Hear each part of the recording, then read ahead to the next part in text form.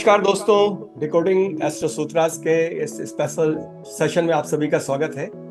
दोस्तों, जब कुंडली की हम व्यापकता में बात करते हैं तो सर्वप्रथम तो प्रथम या पहला भाव और आठवें भाव की प्रासंगिकता को हम बड़ा देखते हैं, क्योंकि आयुर्ध्याय जो है वो काफी महत्वपूर्ण होता है। लेकिन आठवां भाव जिसे हम रंध्र भाव कहते हैं और जिस पर हम ये जानते हैं कि इसमें जो रहस्य है और उसी रहस्य को उजागर करने में, या हम कहते हैं जो शोध करता है या ज्योतिष का एक स्वरूप भी यहाँ से जुड़ा है, तो ये जो रंध्र भाव है और जब ये कर्म से जुड़ता है, जब ये पूर्व जन्म से जुड़ता है, जब ये आज की तारीख में हम कह सकते हैं कि एक स्पेशल वर्ड है पेंडिंग कर्मा, यानी इसकी प्रासंगिकता को हम गीता में भी देख सकते हैं। हम फॉर्चून तो देखे, लेकिन फॉर्चून से पहला हमारा आठवां भाव होता है, उसको मिस फॉर्चून से भी हम देखते हैं। तो ऐसी काफी सारी कुत्थियां हैं, विषय और प्रसंग है। पिछले 3 साल से हम ज्योतिष जगत में सोशल मीडिया पे काफी देखते आ रहे हैं कि जो पेंडिंग कर्मा है और आठवां भाव है, ये इस समय मोस्ट ट्रेंडिंग है। ट्रेंडिंग होने का अर्थ ये हुआ कि इस पे प्रति लोगों की सोच है, लोगों की एक व्यापक रुझान है। इसी कारण ये स्थिति स्पष्ट या निर्मित हुई है। लेकिन हम सौभाग्यशाली हैं, क्योंकि जितने लोग इसको फॉलो कर रहे हैं वो कहीं ना कहीं जाकर के एक व्यक्ति पर जाकर टिकते हैं, जिन्होंने, चाहे हम चंद्रकला नाड़ी कहें, चाहे हम कर्म विपाक संहिता कहें, उन गूढ़ शास्त्रों में से इन चीजों को बारीकी से देखा है और उन्हीं के जो व्यापक ग्रंथ हैं, उन्हीं को फॉलो करते हुए काफी सारे जो इस समय ट्रेंडिंग वीडियो मेकर्स हैं या इन्फ्लुएंसर्स हैं, वो इस पे काम कर रहे हैं। यानी शास्त्र का प्रचार उस तरीके से हो रहा है। तो हमने सोचा क्यों ना हम आज उसके मूल स्रोत तक पहुंचे। दोस्तों, हम सौभाग्यशाली हैं कि उसके जो मूल स्रोत हैं इस वर्तमान युग में जिन्होंने इसे डिकोड किया है, वो है आदरणीय हेमंत भट्ट साहब। हेमंत भट्ट साहब, हम सबकी तरफ से आपको सादर प्रणाम। मेरा भी सादर प्रणाम स्वीकार कीजिए और बहुत बहुत धन्यवाद कि आज ये आपके माध्यम से मौका मिल रहा है, तो सबको प्रणाम मेरा। तो हेमंत सर प्रणाम। प्रणाम। मैं पहली जो स्थिति स्पष्ट करना चाहूंगा सबके लिए कि हम जब रंध्र भाव की तरफ हैं, पेंडिंग कर्मा की तरफ हैं, आपसे पूर्व में भी मेरी अंकों में चर्चा हुई है जिसमें गीता के कर्म सिद्धांत को भी आपने उल्लेखित किया है। तो सबसे पहले मैं जानना चाहूंगा कि जो गीता में जो 3 प्रकार के कर्म हैं, उनसे ये पेंडिंग कर्मा कितना कनेक्ट है, या उसी का पार्ट है, या इसमें आप कुछ अंतर देखते हैं, हेमंत भट्ट साहब? यह गीता में जो दिया हुआ है वो, उसको हम ज्योतिष शास्त्र के माध्यम से समझेंगे तो बहुत ही बेहतर हो जाएगा। तो कई शास्त्रों में दिया हुआ है ये, इसे आप पेंडिंग कर्म ले लीजिए, इसको आप कार्मिक देप्त दे लीजिए, यानी कि कर्म का ऋणानुबंध ले लीजिए। तो ये सभी चीजें इसमें से ही निकल के आती हैं। और नाड़ी ग्रंथ में बहुत सारे विवरण मिल जाएंगे आपको, और उसका जो मेन स्रोत है तो ये है कर्म विपाक संहिता और नाड़ी के कुछ भृगु संहिता। चंद्रकला नाड़ी में भी कहीं बहुत सारे रहस्य ऐसे मिल जाएंगे। तो इन सबको हम जब जोड़ेंगे तो आठवां भाव जो है, जो रंध्र भाव हम बोलते हैं, रंध्र यानी suffocating, something which you can not breathe, suffocation हो जाएगा। तो वहां से आपको मिलेगा कि ये पेंडिंग कर्म या कर्म ऋणानुबंध क्या है। कर्म के ऋण से ही हम जुड़ते हैं, रिलेशन 4 प्रकार के रिलेशन होते हैं। तो कर्म विपाक में दिया हुआ है, 6ठा अध्याय है मेरे ख्याल से, कि 4 प्रकार के रिलेशंस हैं, और वही रिलेशंस के आधार पे हम, चाहे पत्नी हो, हस्बैंड हो, स्पाउस, चिल्ड्रन, फ्रेंड, लवर, जो भी रिलेशंस आप है वो 4 प्रकार के होते हैं। तो 8वें भाव से आप देख सकते हैं कि भाई कर्म का ऋण जब एक्टिव होता है या जब वो दिखता है आपके बर्थ चार्ट में, तो वो संबंध बनता है। जैसे ही वो खत्म हो जाएगा, तो आपका जो रिलेशनशिप है, चाहे पत्नी का हो, पुत्र का हो, लवर का हो, फ्रेंड का हो, जिसका भी, जैसे ही वो खत्म हो जाएगा, सेपरेशन या सेटल, सेटल हो जाएगा या सेपरेट हो जाएगा। तो ये जो कर्म का ऋणानुबंध है, वो देखने की चाबी 8वें भाव से शुरू होती है। बृहद पाराशर होरा शास्त्र में shloka number 8, chapter number 14, part 1, Khemraj Mumbai edition, उसके अलग अलग होते हैं, सब इंटरप्रिटेशन अलग अलग होते हैं। लेकिन यहाँ आपको एक इंटरप्रिटेशन मिलेगा कि ये कार्मिक ऋण है, ऋण दान ग्रहण, ऐसा शब्द प्रयोग है वहां। तो वहां से आपको ये मिल जाएगा कि कहाँ कैसे चलना है। तो उसको आधार लेके जब एक्टिव होगा या वो दिखाता है बर्थ चार्ट में, तो ऋणानुबंध से संबंध बन जाएगा।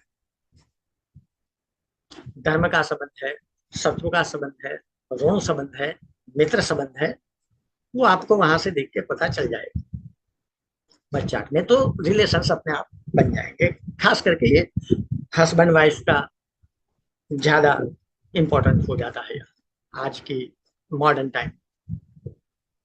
तो इस प्रकार से हम उसको खोज सकते हैं। और कब वो एक्सटिंक्ट होगा, यानी कि समाप्त होगा, ऋणानुबंध कब समाप्त होगा, तो और कितना कैरी फॉरवर्ड होगा, ये सब 8वें भाव से दिखता है। तो 8वां भाव बहुत इंपॉर्टेंट हो जाता है। शायद इसी के लिए उसको सीक्रेट भाव बोला है। तो इस प्रकार से हम आगे लेके जा सकते हैं। अभी इसमें आप संचित कर्म है या क्रियमाण जो कर्म है वो जोड़ सकते हैं, और उसके हिसाब से आप उसको आगे लेके जा सकते हैं। तो इस प्रकार से ज्यादा अगर आप किसी को इस ग्रंथ को पढ़ना है, तो अकेले तो एक ग्रंथ में आपको कुछ नहीं मिलेगा। अपना होराटिक्स बोलता है कि भाई 8वां भाव दे, कर्म विपाक बोलता है 12 भाव, चंद्रकला नाड़ी भी 12 भाव को लेता है, कई बार 5th को लेता है, कई बार, लेकिन उसका एक पैरामीटर है। कौन सा भाव ऋणानुबंध के लिए लेना है, उसका एक पैरामीटर होता है, वो अलग विषय है। लेकिन जो कर्म है, जो ऋणानुबंध है, उसे देख लेना चाहिए। ये चीज ज्यादातर जब सेपरेशन का सवाल आता है, तब ज्यादा इंपॉर्टेंट हो जाता है कि भाई हम क्या सलाह दें, जहां तक जो हमारे पास आता है गाइडलाइंस के लिए। तो इम्पोर्टेंट ये चीज है, प्रैक्टिकल चीज बहुत इंपॉर्टेंट हो जाती है। तो इस प्रकार से आप उसको देख सकते हैं। अर्थात अनुपम जी। जी, आपने जो यहाँ स्पष्ट किया कि हम जैसे जो हमारी यात्रा से हम जब मुक्त होते हैं तो 8वें घर से ही हम निर्वाण की तरफ अपने को देखते हैं। तो अब इसमें जो हम ये मानते हैं कि पूर्व जन्म की स्थिति को भी 5वें भाव से देखने की स्थिति है, और 8वां भाव जो गूढ़ रहस्यों का है तो उसको मान्यता मिलती है, और 12वां भाव भी जो है वो सेल्फ से च्युत होना यानी सेल्फ से दूर होना, उसके हिसाब से हम मानते हैं। लेकिन ये तीनों ग्रंथ का अपना एक आकार है, या इनका एक अपना पैराडाइम है जिसके तरफ से ये सारी चीजों को देखते हैं। लेकिन मेरा जो मूल प्रश्न ये है कि हम अगर इस जन्म में आए हैं तो रिलेशनशिप तो हम 7th हाउस से बात स्पष्ट ही करते हैं, और जो 7वें भाव को जो ब्रेक इन द जर्नी भी कहते हैं हम, कि यात्रा में जो रुकावटें हैं वो रिलेशनशिप सारी चीजों से आती हैं, जिसमें मैरिज भी एक बड़ा पार्ट है। यानी अगर गृहस्थ हैं और संतति विचार की तरफ है, कुल वृद्धि की तरफ है, तो वो बड़ा महत्वपूर्ण स्थिति है। ऋषियों के लिए हम बात नहीं कर रहे कि जो संन्यास्त हैं। लेकिन सबसे पहली चीज ये आती है कि रिलेशनशिप में जाने से पहले भी हम जिस जीवन को जीते हैं, तो वो भी किस तरीके के कर्म ऋण के अधीन होता है, उस पर आपको इन ग्रंथों में, चाहे हम चंद्रकला नाड़ी कहें, चाहे हम कर्म विभाग कहें, कुछ आपको सूत्र मिलते हैं आदरणीय हेमंत भट्ट जी? जी हाँ, ये सूत्र बहुत सारे मिलेंगे। जो हमारे इंडिविजुअल लाइफ है, जो हमारे कर्म विपाक है, उसको भी देखना ही चाहिए। लेकिन वो कब देखते हैं हम, कि जब इंडिविजुअल पर्सनल कुछ बहुत ट्रबल आ जाता है। जैसे कि हम देखते हैं कि भाई ज्यादातर संतान के लिए दिया हुआ है, लेकिन कैरियर में प्रॉब्लम आ सकते हैं, पर्सनल लाइफ में प्रॉब्लम आ सकते हैं। तो ये बहुत सारे जगह है जहां हम ये ऋणानुबंध को देख के आगे चल सकते हैं। ये जो सेवंथ हाउस का रिलेशनशिप दिया है मैंने, वो एक एग्जांपल। आप किसी भी रिलेशनशिप के लिए, इंडिविजुअल के लिए भी आपको देख सकते हैं कि भाई करंट लाइफ में कौन सा प्रॉब्लम है, वो प्रॉब्लम, ये प्रॉब्लम का रूट कहाँ छुपा हुआ है। तो वो देखने के लिए आप कर्म विपाक 8वें भाव से देख सकते हैं। ये सिंपल सा लॉजिक है। तो उसमें मेरे ख्याल से बहुत सारे हैं। 12th हाउस है, 9 मास का 12th हाउस है, आप 8th हाउस है, 9th हाउस है, 5th हाउस है। तो बहुत सारे पास्ट लाइफ को देखने के लिए कि ऋणानुबंध क्या है, वो देखने के लिए बहुत सारे है, मेथड्स है। लेकिन वो मेथड्स में कौन सा एप्लीकेबल है, उसका स्पेसिफिक पैरामीटर होता है। वो पैरामीटर जब तक आप समझोगे नहीं, तब तक आप बोलोगे कि मेरे एक्सपीरियंस के हिसाब से ये है, मेरे एक्सपीरियंस के हिसाब से वो है। तो वो ठीक है, अपने हिसाब से सब अपने एक्सपीरियंस के हिसाब से ले सकते हैं। लेकिन जब आप उसका पैरामीटर समझोगे कि भाई ये इस पैरामीटर के हिसाब से हम 5वां भाव ले सकते हैं, या 9वां भाव ले सकते हैं, या 12वां भाव ले सकते हैं। 12वां भाव और 8वां भाव कॉमन है। हाँ, 5वां या 9वां भाव लेने के लिए जब आप जाओगे, तो उसका ल्यूमिनरीज, चंद्र और सूर्य, उसमें से जो भी स्ट्रॉन्गेस्ट होता है, उसका D3 या D9 या D12 का पोजीशन लेके आप कर सकते हो। कई लोग D60 भी लेते हैं। लेकिन हमारा जो जन्म है, मनुष्य का जो जन्म हुआ है, वो धर्म के अनुरूप हुआ है। आपने बहुत सारे कर्म किए हैं, बहुत सारे जन्मों के कर्म है, एक माउंटेन जैसा है। उसमें से आपने बहुत सारा भुगत लिया है, बहुत सारा पेंडिंग है। तो जब मेरे, this is my view point, कि जब हमारा सिंफुल कर्म और ग्रेट ग्रैंड होली कर्म, ये जब इक्वल होता है, तो हमें एक चांस मिलता है मनुष्य योनि। क्योंकि जो सिंफुल कर्मा है वो आपने भुगत लिया है कहीं ना कहीं, एनिमल योनि में या नर्क में, या ऐसा जो भी आपको योनि राशि के हिसाब से आप देखते हो, तो वहां आपको मिल जाएगा।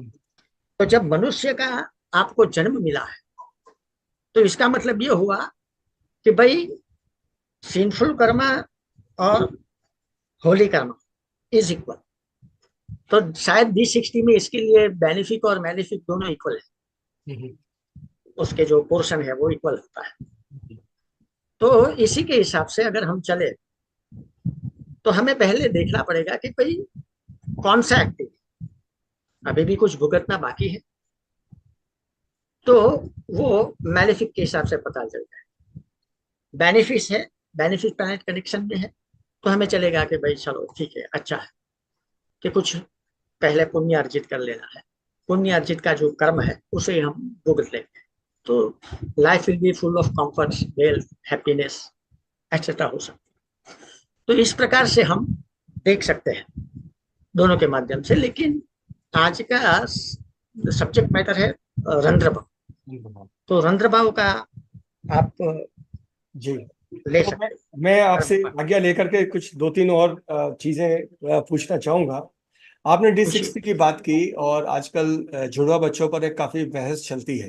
हम्म। लेकिन मेरा प्रश्न कुछ इसमें अन्य है कि अगर हम जुड़वा बच्चे भी देखते हैं, तो उनके भी जो ऋणानुबंधन है वो अलग हो सकते हैं, शायद इसलिए उनकी डेस्टिनी अलग हो। क्या ये सूत्र कभी CKN में तो मिलते हैं, लेकिन कर्म विपाक में आपको ये स्थितियां तो बहुत स्पष्ट हैं। शायद आपने अभी नवीन ग्रंथ में भी उसको लिखा है, ऐसा मुझे प्रतीत होता है।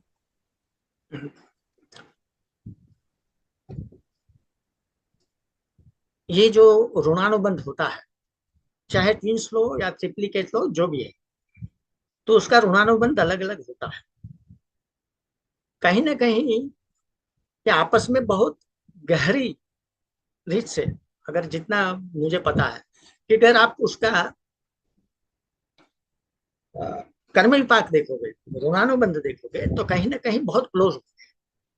और ये आप देख सकते हो D60 से, देख सकते हो जो भी डिवीजन अलग हो जाता है, वो डिवीजन को आप लेके कर सकते हो। या फिर दूसरा भी आपके पास है, कारक भी है, आरूढ़ लग्न है, अ, अपना ये भी है, कारक लग्न भी है। गुरु से देखिए, लग्न से देखिए, आरूढ़ से देखिए।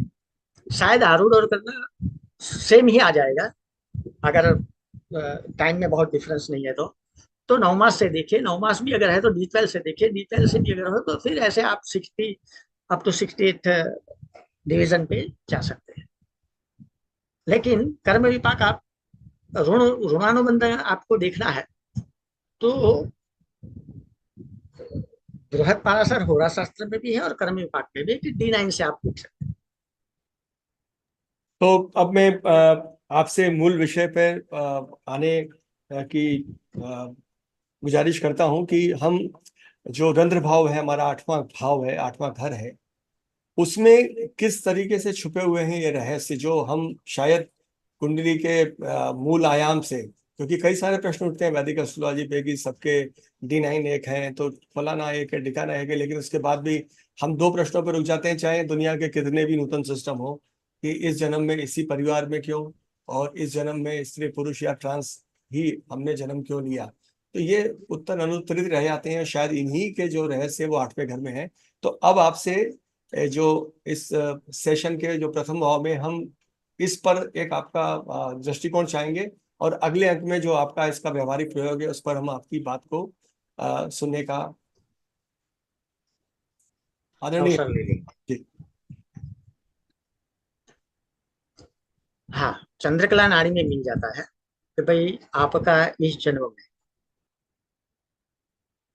कौन से कास्ट में जन्म हुआ है, इतना मिल जाता है। ये कर्म विभाग में मिल जाता है।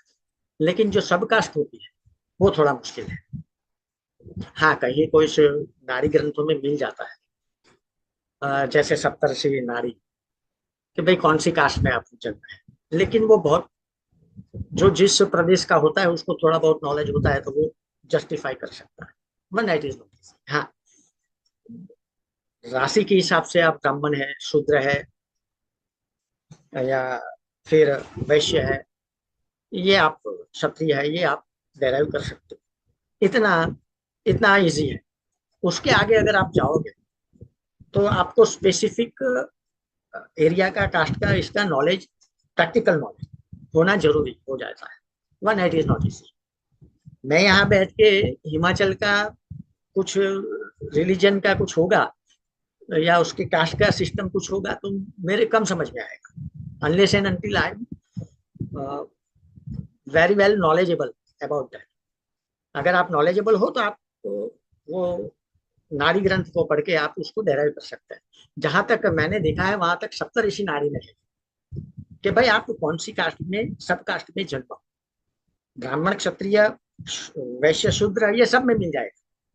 लेकिन स्पेसिफिक अगर आपको नीचे जाना है, सब कैटेगरी में जाना है, तो थोड़ा प्रैक्टिकल नॉलेज होना जरूरी है, और उसको समझने के लिए। बाकी ये ये दूसरे ग्रंथ में मैंने नहीं देखा है।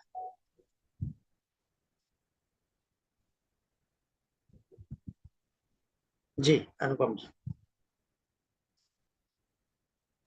तो अगर हम जो रंध्र भाव से देखना चाहें कि कर्म ऋणानुबंधन या इस जन्म में जो भी दिक्कतें हैं, तो उसके कर्म विपाक से कहें हम, या सीकेंस से कहें, या हमारे जो कोर ग्रंथ है जिनमें ये उपलब्ध है, तो उसे किस तरीके से देखने को शुरुआत करें हम, किन सूत्रों पे जो आपने स्पेसिफिकली फाइंड किए हैं, तो उस पर आपकी थोड़ा सा प्रकाश हम चाहेंगे। भैया भैया मैं बीच में टोकूंगा, जी। अगर बोलिए आज्ञा हो बोलिए। तो। अभी जो पास्ट में ऋणाबंध या परेशानियां थी लोगों की, और जो प्रेजेंट फ्यूचर में आने वाली परेशानियां में, क्या उनमें कंसेप्चुअली चेंज है कि वो सेम टू सेम है? पहले हम लेते हैं जो आप प्रेजेंट लाइफ का प्रॉब्लम, वो बदलता हाँ, रहेगा। पहले तो मैंने कैटेगराइजेशन करना चाहूंगा कि मैं फर्स्ट 10 कैटेगराइज है जो मेरी परेशानी है। करियर है, प्रोफेशनल करियर्स है, पर्सनल करियर्स है, रिलेशनशिप है, एनीमी है, डेप्थ है। एनिमी है, डेप्थ है। इस तरीके का जो कंसेप्ट है वो कंसेप्ट तो सेम रहा होगा, कंसेप्चुअली तो कहीं चेंज नहीं होगा पुराने शास्त्रों में और अभी पे भी, कि परेशानियां, जैसे बुद्ध कहते हैं दुख का कारण क्या है, दुख तो सेम ही था, है ना। दुख का कारण ढूंढे। अब दुख के जो कारण थे या परेशानी जो ऋण के कारण थे या कर्मों के कारण थे, क्योंकि बुद्ध ने सबसे पहले कर्मों की बात किया था, जहां तक मुझे मेरे नॉलेज में है। तो जब कर्मों की बात हो रही थी, या कर्मों को दो तरीके से लिया उन्होंने, एक तो कर्म का फल जो कि हाथों हाथ मिले, एक कर्म का फल जो पीछे से आ रहा है।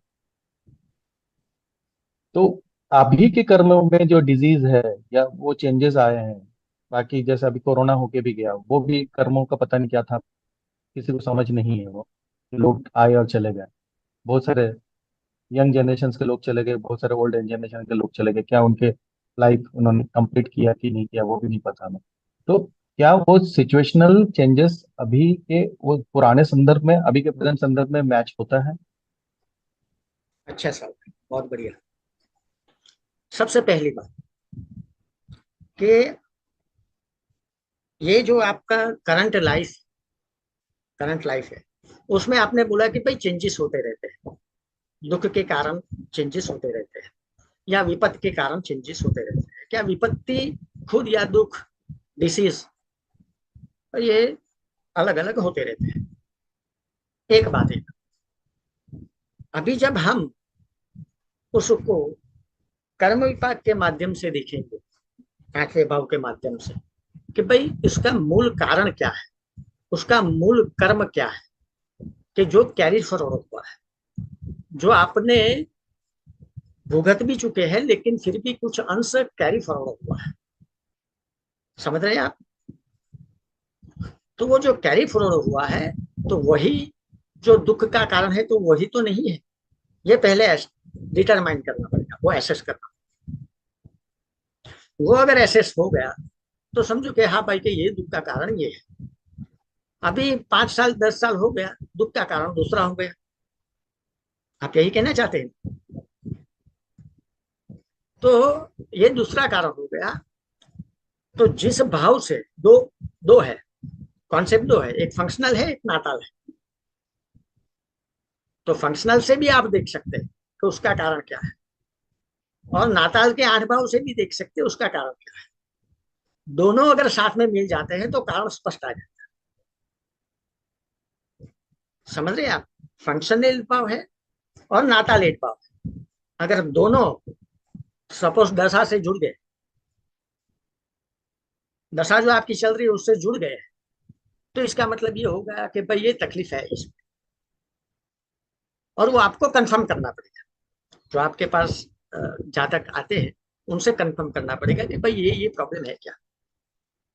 अगर वो कंफर्म दे रहा है तो इसका मतलब ये हुआ कि हाँ, कि भाई कर्म का ऋणानुबंध है, जो आया हुआ था पर वो समाप्त हो गया है, या नहीं हुआ है, या आप भुगत रहे हैं। समाप्त हो जाएगा तो सेटल हो जाएगा या सेपरेट हो जाएगा, आगे नहीं जाएगा। सेपरेशन में आगे नहीं जाएंगे, बहुत सारे आते हैं। सेटलमेंट हो जाएगा तो यार शांत हो जाएगा, चलो ठीक है, अभी चलाएंगे, कहाँ जाएंगे, इधर जाएंगे, बाकी सब प्रैक्टिकल है जो हमें समझना है।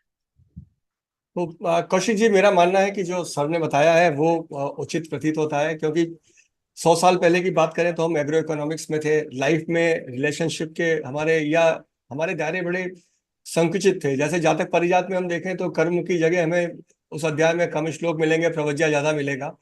अब ज्यादा हमारी लाइफ की वैरायटीज बढ़ गई तो शायद हम प्रयोग भी उसके उतने देखने लगे, लेकिन हम मूल अवधारणा में जिस तरीके से रिलेशनशिप देख रहे हैं, और गृहस्थ में अगर हम आते हैं तो रिलेशनशिप डेफिनेटली मैरिज होती है। तो मैं चाहूंगा कि एच एन राव साहब, कोई प्रश्न इस समय तक आपके पास? उसके बाद हम अगले अंक में एक व्यवहारिक प्रयोग पर आपसे चर्चा करेंगे। तो कोई आपका प्रश्न हो तो आप जरूर पूछ सकते हैं इस विषय से जो संदर्भित हो। नमस्ते। आपको अनम्यूट करना। सर नमस्कार। सर नमस्कार। नमस्ते नमस्ते सर नमस्ते। इन चीजों के समझने के लिए आपने जो साहित्यों की चर्चा की, उसमें से कुछ साहित्यों को आप रिकमेंड करेंगे, कौन सा स्टैंडर्ड है जिसको कि हम पढ़ के समझ के कुछ आगे बढ़ पाए, या अगर आपका कोई साहित्य है तो अगर आप रिकमेंड कर सके तो बड़ी मेहरबानी होगी। अभी जो मेरे यहाँ मैंने थोड़ी सी लाइट की प्रॉब्लम। जी मेरा जो अभी जी लास्ट बुक है, नारी principle to determine past and present life, ये जी मेरे ख्याल से दिख सकता है। ये सर सागर सर पब्लिकेशन का है। हाँ, तो उसमें मैंने जी डेराइव कर दिया है कि भाई कर्म का फल क्या है, और आप यहाँ तक प्रभु कृपा से, भगवत कृपा से, सबकी कृपा से वहां तक डिटरमाइन कर पाया हूँ कि भाई आप तो पिछले जन्म में कौन से साल में, कौन से समय में, कौन से प्लेस में पैदा हुए थे, जी जी तो आप वहीं से समझ सकते हो। तो अगर इसको पकड़ेंगे आप, तो आप कर्म विपाक को बहुत इजी तरीके से समझ पाओगे, कर्म विपाक को। जी। क्योंकि कर्म कर्म विपाक में कोई, विपाक। हाँ, कर्म सर विपाक में कुछ नहीं है। जी सीधा, हाँ, सीधा आपको एलोब्रेशन मिलेगा कि ये नक्षत्र में पैदा हुआ तो ये फल मिलेगा। उसको डिकोड कैसे हाँ करें? बिल्कुल बिल्कुल भाई, वो ये, इम्पोर्टेंट उसका डिकोडिंग ही है।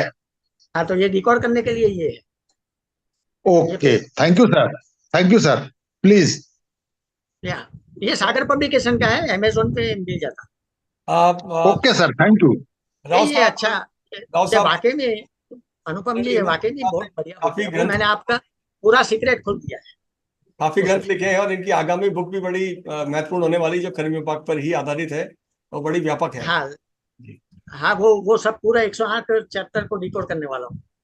तो चालू कर दिया है। एक्चुअली एक्चुअली जो कर्म विपाक संहिता उपलब्ध है, जो मेरे को भी कहीं से मिली है, अब हाँ, वो किस पब्लिकेशन का स्टैंडर्ड है ये नहीं मालूम। तो उसमें तो क्या है, केवल नक्षत्र और उनके नौमांस दिए हुए हैं कि इस नौमांस में जन्म होगा तो ये ऐसा है। वही है, लेकिन उसको कैसे डिकोड करें उसका रहस्य दे दिया है। जी बिल्कुल, इंपॉर्टेंट यही है, उसका डिकोडिंग ही बहुत इंपॉर्टेंट है। ये इसमें नहीं दिया है, इसमें थोड़ा बहुत आपको आइडिया मिल जाएगा, जो अभी आएगी नहीं उसमें पूरा जी रिकॉर्डिंग है। सर पूरा सर रिकॉर्डिंग सर मिल जाएगा आपको। तो चार सर पांच सर छाट लूंगा। वैसे आदरणीय, उसमें भी, कर्म विपाक में भी बहुत सारे मेथड्स है, 10-12 मुझे पता है। उसके ज्यादा किसी को पता होगी तो होगा, लेकिन 10 एक, मिनिमम 10 मुझे पता है। लेकिन 10 लेंगे तो 1008 ये हो जाएगा चार्ट्स, और बहुत बृहद हो जाएगा। तो अभी थोड़ा चार सर पांच ही ले सर आपने ये जो बुक्स लिखे हैं, ये इंटीग्रेटेड ऑफ सारे ग्रंथों को लिखे हैं कि आपने किसी एक्सटेंडेड ग्रंथ को ही वो किया है? नहीं, रेफरेंस दिया है, सबका रेफरेंस, क्लासिकल अच्छा, रेफरेंस। क्लासिकल नहीं, एक रेफरेंस को इंटीग्रेट किया। अलग अलग है, अलग अलग है। चंद्रकला का है, होरा टेक्स्ट का है, कहीं कोई दूसरा टेक्स्ट मिल गया तो उसका है। तो तो आप आपके हिसाब से, हाँ कौशिक, भैया आप बोलो, आप बोलो। यहाँ से हम आदरणीय भट्ट साहब से कोई अनुरोध। पूछने दो उससे, जी कोई जी, बात नहीं। कौशिक का आप अपना कंटिन्यू कर सकते कौशिक जी, बोलिए बोलिए बोलिए। उनका उनका सर सर ये जो संदेश है। सर ये जो आपने ये डिराइव किया हुआ, मैं ये मान के चलूँ सब सब इंटीग्रेट करके आपने कुछ डिराइव किया होगा, तो उस ड्राइव को आपने अपने लॉजिक के साथ उसको दिया है, क्योंकि आप हाँ, वन टू शास्त्र वन के। उसी किताब को छाप, हाँ उस वन टू वन उस किताब को तो छापा नहीं है, लेकिन सम डिराइव पे आप पहुंचोगे, उसको ही हम सूत्र कहते हैं। That is not and, it should be A theorem, कि वो आगे बढ़ रहा होगा, ये आगे जिसके हम दूसरी किताब ला रहे हैं, क्योंकि वो आगे बढ़ रहा होगा, है ना, सूत्र है, इट इज ए थ्योरम। तो मेरा ये कहना था कि क्या इसके डेरिवेशन पॉइंट या एप्लीकेशन पॉइंट पे कोई काम किया हुआ है, या हमें, यही हम जैसे एप्लीकेशन, यंग, इसी में भी एप्लीकेशन ही दिया है, ये डेराइव करके। क्योंकि क्योंकि जितने बुक्स, मतलब मैं क्योंकि यंग हूँ आप लोग से, तो मैं ये पूछ रहा हूँ कि जितने भी बुक्स आए हैं, उस बुक में अप्लाइड फॉर्म कुछ भी नहीं है, सारे के सारे जो है वो थियोरेटिकल है। एप्लीकेशंस में, थियोरेटिकल है। एप्लीकेशंस और अप्लाइड फॉर्म पे क्या काम हो रहा है वो अभी तक नहीं समझ में आया। हम लोग सब कंफ्यूज हुए पे आप देख रहे हैं कि कोई, जैसे मुझे लगता है कि इस किताब में शायद कोई अप्लाइड फॉर्म में दिखे, इस किताब में कोई, तो अप्लाइड नहीं नहीं, फॉर्म पे इसमें जो अप्लाइड ब्रेन का फॉर्म है, काम है वो। अप्लाइड फॉर्म है इसमें। Thank you sir. वो पहली किताब मेरी जो थी उसमें भी अप्लाइड फॉर्म ही था, लेकिन बहुत कम समझ पाए उसको। ये ये जो किताब है वो अप्लाइड फॉर्म में ही है, जिसमें आपको बहुत सारे ये भी मिल जाएंगे, चार्ट्स भी मिल जाएंगे, प्रैक्टिकल चार्ट्स को, जो आप अप्लाई करना चाहते हैं। क्योंकि कर्म विपाक में क्या होता है कि भाई एक ही चीज है, थ्योरीज लिखा है, हुआ, पूरी थ्योरीज में। वो हाँ, थियरी पूरी है, थ्योरीज। थियरी है, मान लो थियरी है, कुछ नहीं, ठीक है। तो हम उसमें, मैंने बोला ना 10 पद्धति है, 10 मेथड्स आते हैं। तो पहले तो आप जो है उसके हिसाब से आप चार्ट प्रिपेयर कर सकते हैं। दूसरा, जो प्रैक्टिकल चार्ट से वो वहां कैसे अप्लाई होगा, क्योंकि आप जो चार्ट बना दे यहाँ पे उसका करंट जो प्रॉब्लम है वो मैच होना चाहिए, मैच होना ठीक है। हाँ, कोई भी 5वां भाव है तो पुत्र का है, 7वां भाव है तो वहां पुत्र का भाव दिया है, लेकिन 7वां भाव है तो मैरिज का, ठीक है। 11वां भाव है तो आई का या फ्रेंड सर्कल का, या कुछ ना कुछ प्रॉब्लम होगा। तो उस भाव से पकड़ के आपको ऐसा चार्ट बनाना पड़ेगा कि भाई ये पूर्व जन्म में भी जो लिखा हुआ है वो अप्लाई हो जाए, क्योंकि नाम दिया हुआ है, समझ रहे हो आप, नाम दिया हुआ है कि भाई ये प्रदेश में पैदा हुआ है, खुद का नाम दिया हुआ है कि आपका पिछले जन्म का नाम ये है। तो जो नामकरण है उसको टैली करना है, और जो उसमें सीनफुल कर्मा दिखा है, हीनियस कर्मा लिखा है, जैसे आपने किसी का मर्डर कर दिया था उसका फल आप भोग रहे हो, तो वो भी टैली होना चाहिए। जो आपने पास्ट लाइफ के कर्म का जो चार्ट बनाया उसके साथ टैली होना चाहिए, तब जाके वो कंप्लीट हो सकता है। तो इसके लिए 10 मेथड है, ज्यादा है लेकिन मैं मिनिमम 10 ले रहा हूँ। उसको जब आप समझोगे तब जाके आप उसको डिकोड कर पाओगे, और ये समझने की पहली चाबी ये किताब है। तो मैं ये उचित समझता हूँ कि अब हम इस अगले अंक में इसके व्यवहारिक पक्ष को, एप्लीकेशन पार्ट को देखने की आपसे आज्ञा चाहते हैं। आदरणीय हेमंत भट्ट साहब, आपने इसके जो थ्योरेटिकल पार्ट पर प्रकाश डाला उसके लिए आपका बहुत बहुत धन्यवाद। और जो भी हमारी जिज्ञासा होंगी उसको हम अगले अंक में आपसे जरूर पूछेंगे।